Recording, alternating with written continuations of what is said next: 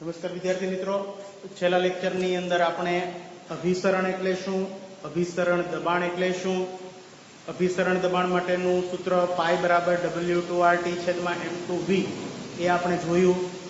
આજે આપણે સમ અભિસારી દ્રાવણો, ત્યારબાદ હાઇપરટોનિક દ્રાવણો, હાઇપોટોનિક દ્રાવણો અને અભિસરણ દબાણના કેટલાક અનુપ્રયોગો એ આપણે આજે જોવાના છે. તો સૌપ્રથમ આપણે સમ અભિસારી દ્રાવણોથી લેક્ચરની શરૂઆત કરીએ. તો સમ અભિસારી દ્રાવણો કોને કહે છે?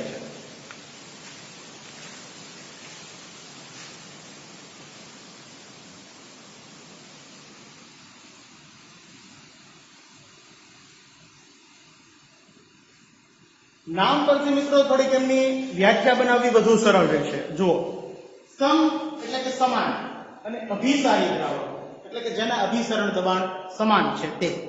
તો નિશ્ચિત તાપમાને સમાન અભિસરણ દબાણ ધરાવતા દ્રાવણોને સમ અભિસારી દ્રાવણો કહે છે. ખાસ યાદ રાખવાનું છે કે નિશ્ચિત તાપમાને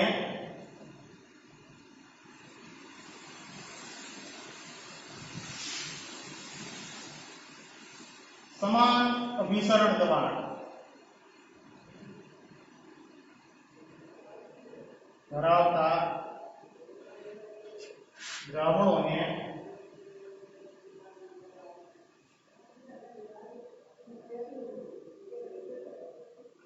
સમ અભિસારી દ્રાવણો કહે.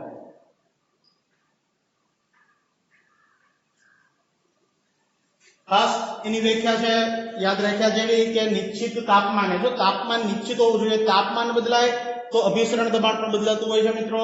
તો નિશ્ચિત તાપમાને સમાન અભિસરણ દબાણ ધરાવતા દ્રાવણોને સમ અભિસારી દ્રાવણો કહે છે. તો આવા સમ અભિસારી દ્રાવણો વચ્ચે જો અર્ધપારગમ્ય પડદો મૂકવામાં આવે તો આ બાજુથી દ્રાવકનો પ્રવાહ આ બાજુ કે આ બાજુથી પ્રવાહ આ બાજુ જતો નથી, કેમ કે બંનેના અભિસરણ દબાણ સમાન હોવાથી દ્રાવકનો વિનિમય થશે નહીં મિત્રો. એટલા માટે એમને જ્યારે અર્ધપારગમ્ય પડદા વડે જોડવામાં આવે બંને દ્રાવણોને કે જે બંને સમઅભિસારી છે, તો એવા દ્રાવણો વચ્ચે દ્રાવકનો પ્રવાહ વહેતો ન હોવાથી એ અભિસરણ કરાવશે નહીં. તો આપણે લખી શકીએ કે આવા દ્રાવણો વચ્ચે આવા દ્રાવણોને અર્ધપારગમ્ય પડદા વડે જોડતા અભિસરણ થશે નહીં.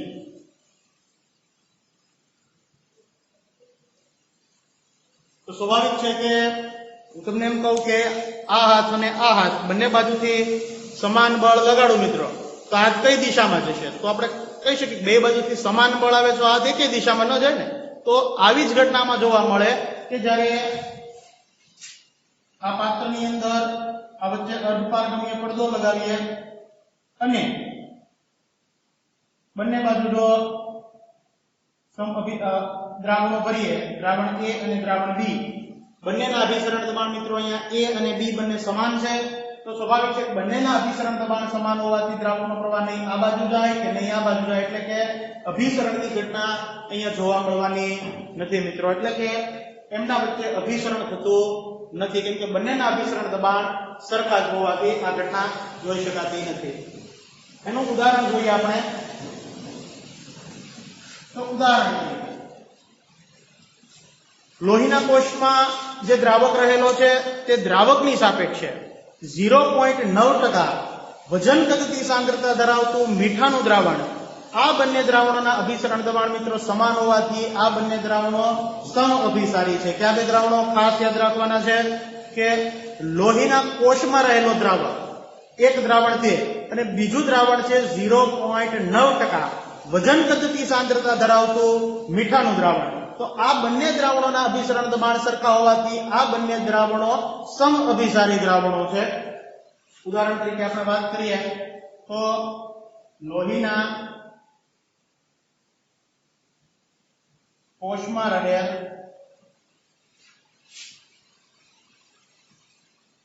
દ્રાવકની સાપેક્ષે 0.9% વજન કદથી સાંદ્રતા ધરાવતું NaCl નું દ્રાવણ. તો આ દ્રાવણ અને મીઠાનું દ્રાવણ આ બંને સમઅભિસારી દ્રાવણ છે. અહીંયા તો અને કેવું જોઈએ આપણે લોહીના કોષમાં રહેલ દ્રાવક અને બંને દ્રાવકો. એટલે કે જો આપણે કોઈ પાત્ર લઈએ, આ એક પાત્ર લીધું, આ પાત્રની અંદર 0.9% વજન કદથી સાંદ્રતા ધરાવતું મીઠાનું દ્રાવણ ભરવામાં આવ્યું અને જો એમની અંદર આપણે લોહીનો કોષ મૂકીએ, દાખલા તરીકે આ છે લોહીનો કોષ. અહીંયા લોહીના કોષની આસપાસનું જે પડ છે એ અર્ધપારગમ્ય પડદા તરીકે વર્તશે મિત્રો. તો અહીંયા લોહીનો કોષ જે છે તો એમની આસપાસનો આ પડદો કે જે અર્ધપારગમ્ય પડદા તરીકે વર્તશે. અંદર જે દ્રાવક રહેલો છે તે લોહીના કોષની અંદર રહેલો દ્રાવક છે તે અને બહારના ભાગમાં રહેલું 0.9% વજન કદથી સાંદ્રતા ધરાવતું મીઠાનું દ્રાવણ. તો આ અંદરનું દ્રાવણનું પણ અભિસરણ દબાણ અને બહારના દ્રાવણનું અભિસરણ દબાણ, આ બંને દ્રાવણોના અભિસરણ દબાણ સરખા હોવાથી અહીંયા અભિસરણની ઘટના જોઈ શકાશે નહીં. એટલે કે કોષ છે એમાં કોઈ ઘટના જોવા મળશે નહીં. બરાબર. તો કોષ આમનામ જેવો છે એ જ પરિસ્થિતિમાં આ મીઠાના દ્રાવણની અંદર રહે છે મિત્રો. તો એટલા માટે જ્યારે આપણે બીમાર પડીએ ત્યારે ડોક્ટરો જે પેલું સામાન્ય મીઠાનું દ્રાવણ છે કે જેમની સાંદ્રતા 0.9% વજન કદથી સાંદ્રતા ધરાવતું હોય છે તે સીધું આપણા નસની અંદર લોહીની નસની અંદર દાખલ કરતા હોય છે. તો એનું અભિસરણ દબાણ અને લોહીના કોષનું અભિસરણ દબાણ સમાન હોવાથી મિત્રો કોઈ જાતની એમાં તકલીફ થતી હોતી નથી શરીરને. તો આ એક ઉદાહરણ છે. ત્યારબાદ મિત્રો આપણે હાઇપરટોનિક અને હાઇપોટોનિક કહેતા અતિ અભિસારી દ્રાવણો અને અલ્પ અભિસારી દ્રાવણો એમના વિશે શીખવાનું છે. તો વાત કરીએ પેલા હાઇપરટોનિક દ્રાવણ.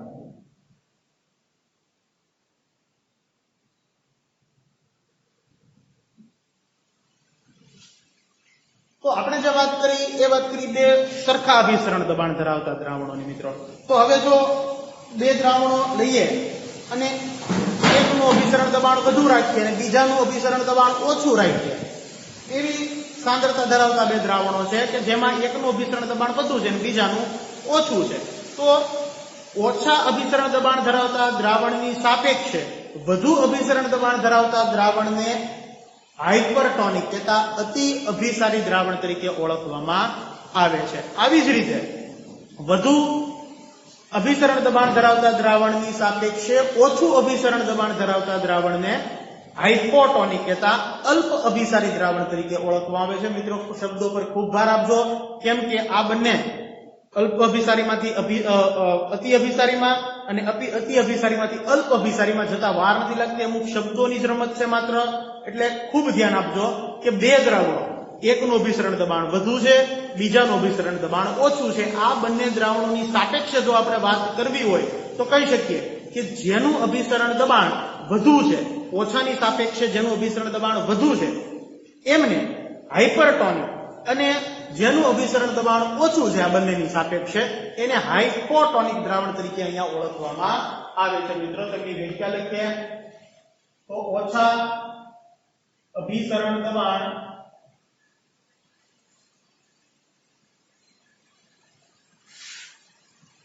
ધરાવતા દ્રાવણની સાપેક્ષે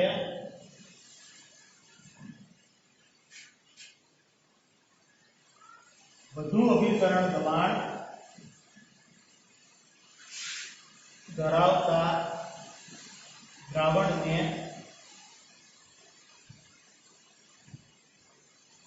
હાઇપરટોનિક અથવા તો અતિ અભિસારી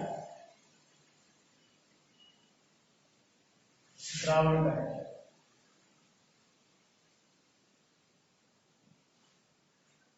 ઉદાહરણ આપણે એક ઉદાહરણ લઈ અને હાઇપરટોનિક દ્રાવણ સમજીએ.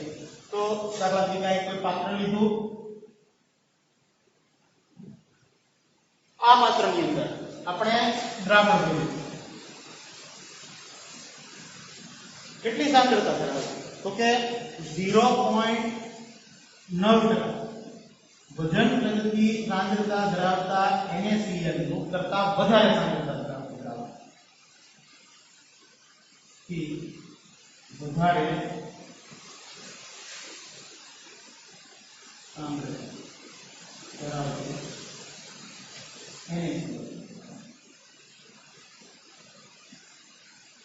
કેટલું કેવું? 0.9% વજન કરતી સાંદ્રતા ધરાવતા દ્રાવણ કરતા વધુ સાંદ્રતા ધરાવતું મીઠાનું દ્રાવણ કરેલું છે મિત્રો. અહીંયા એમના અંદર જો લોહીનો કોષ મૂકવામાં આવે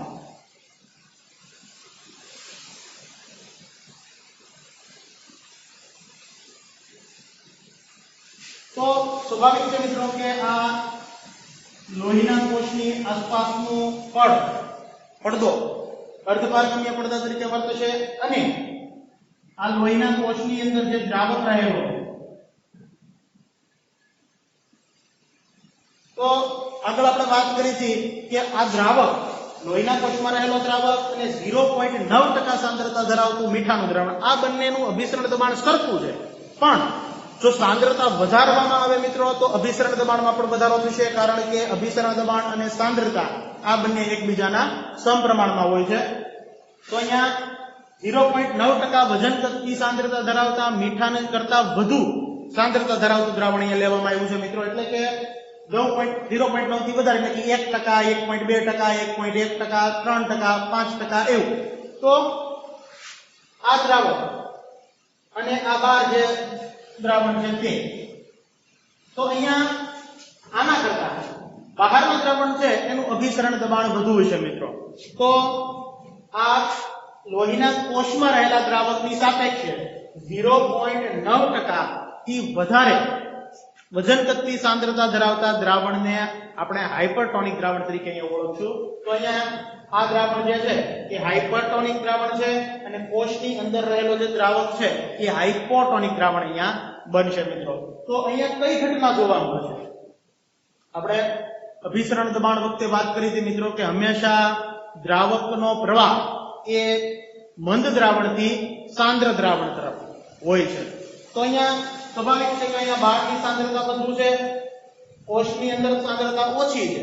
તો અંદર મંદ દ્રાવણ છે, કોષની અંદર એ દ્રાવક ભરેલો છે જેની સાંદ્રતા અહીંયા મીઠાના દ્રાવણને જે ભીનું છે આસપાસ એની કરતા ઓછી છે.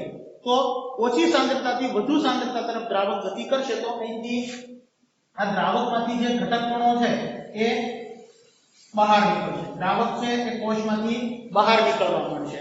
તો પરિણામે કઈ ઘટના જોવા મળશે? તો કે કોષ જો બહાર નીકળવા, કોષમાંથી જો દ્રાવક બહાર નીકળવા માંડે તો કોષ સંકોચાય.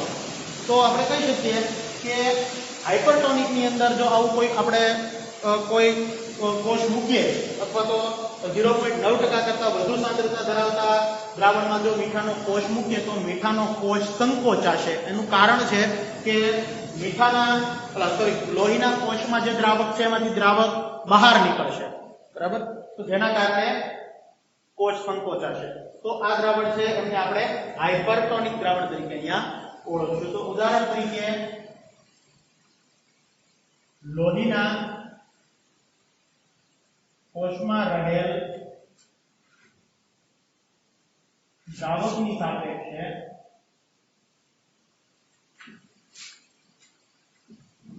0.9% વજન કરતી સાંદ્રતા ધરાવતા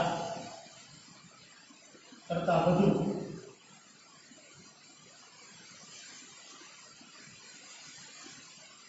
સાંદ્રતા વાળું NaCl દ્રાવક. તો અહીંયા મિત્રો આ 0.9% વજન કરતી સાંદ્રતા ધરાવતા દ્રાવણ જે છે એના કરતા વધુ સાંદ્રતા વાળું તે હાઇપરટોનિક દ્રાવણ અહીંયા બને છે મિત્રો. અને આ જે અંદર જે દ્રાવક છે તે હાઇપોટોનિક દ્રાવણ અહીંયા સાબિત થાય છે. ત્યારબાદ આપણે હાઇપોટોનિક દ્રાવણ વિશે વાત કરીએ છીએ, આપણે કરવાની છે. તો એ ઘટના હાઇપરટોનિક કરતા વિરુદ્ધની ઘટના છે. એના વિશે વાત કરીએ.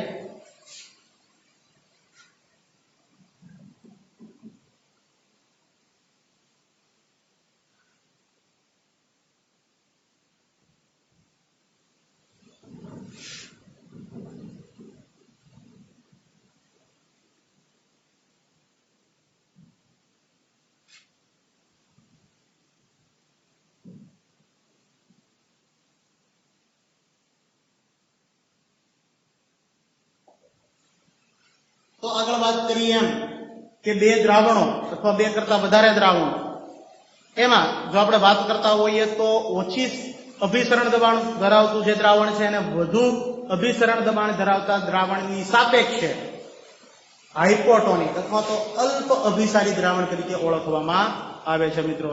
તો ખૂબ વ્યાખ્યા યાદ રાખવાની છે. આથી વિરુદ્ધ વ્યાખ્યા બને છે કે બે દ્રાવણો, એમ કહું કે મારી આગળ બે દ્રાવણો છે, એક દ્રાવણ છે A અને એક દ્રાવણ છે B.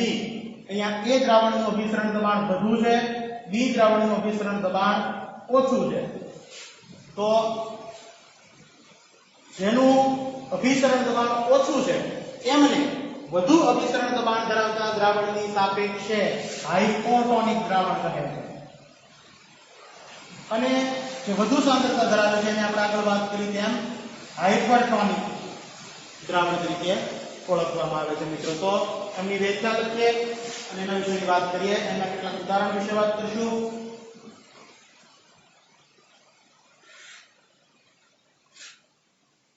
વધુ અભિસરણ દબાણ ધરાવતા દ્રાવણની સાપેક્ષે ઓછું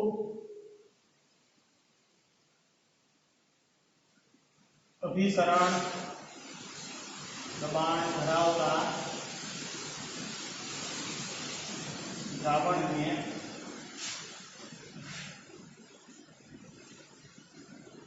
હાઇપોટોનિક તથા અલ્પ અભિસારી દ્રાવણ કહે છે.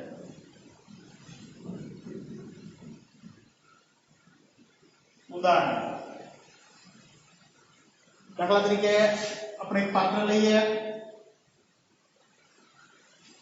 આ પાત્રની અંદર 0.9% વજન કદથી સાંદ્રતા ધરાવતા મીઠાનો દ્રાવણ કરતા ઓછી સાંદ્રતા વાળું તથા 0.8%, 0.7%, 0.5%, ટૂંકમાં 0.9 કરતા ઓછી સાંદ્રતા ધરાવતું મીઠાનું દ્રાવણ આપણે અહીંયા ભરવાનું છે મિત્રો.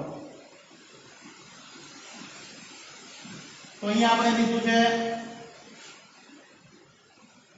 0.9% વજન કદથી સાંદ્રતા ધરાવતા NaCl કરતા આપણે લખી જ નાખો કરતા ઓછી સાંદ્રતા વાળું દ્રાવણ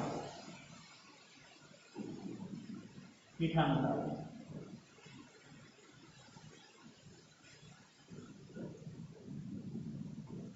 તો અહીંયા આપણે ઉદાહરણ તરીકે 0.8 અથવા તો 0.7, 0.5, 0.3 કોઈ પણ ટૂંકમાં 0.9 કરતા ઓછી સાંદ્રતા ધરાવતું મીઠાનું દ્રાવણ લીધું છે મિત્રો. એમની અંદર જો લોહીનો કોષ મૂકવામાં આવે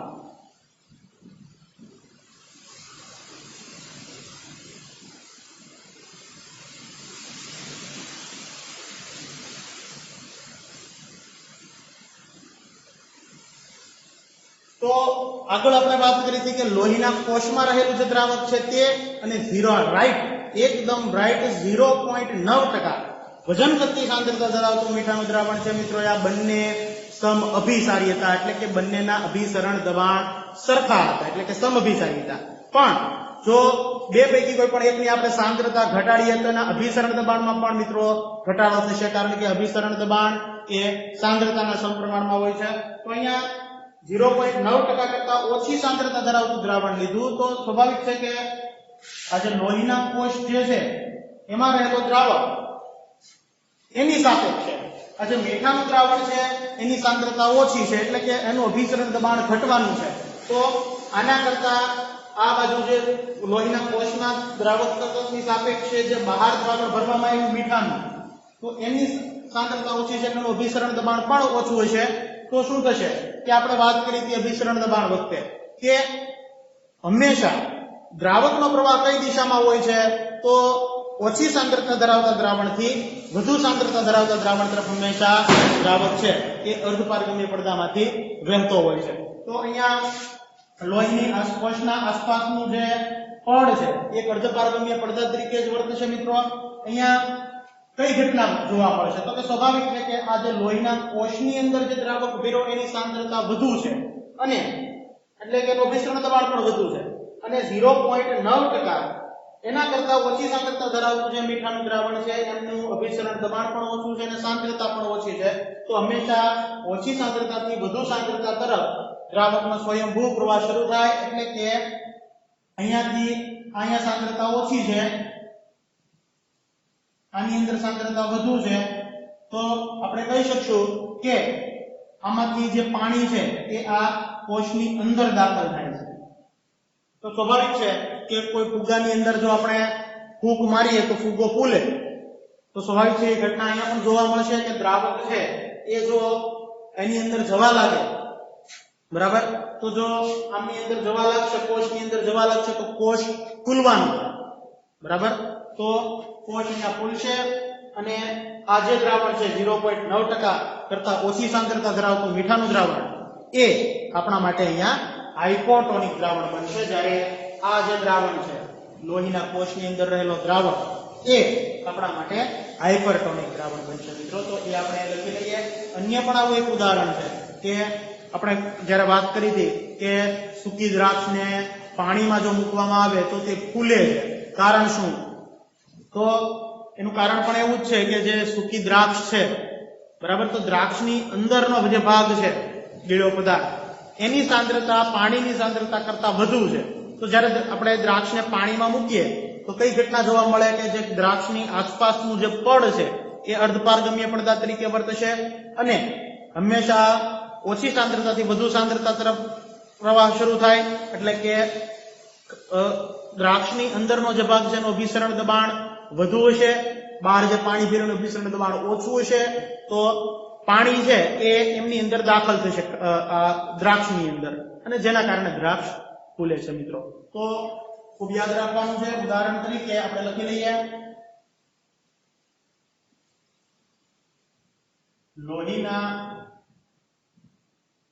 કોષની સાપેક્ષે 0.9% વજન કદથી સાંદ્રતા ધરાવતા NaCl ના કરતા ઓછી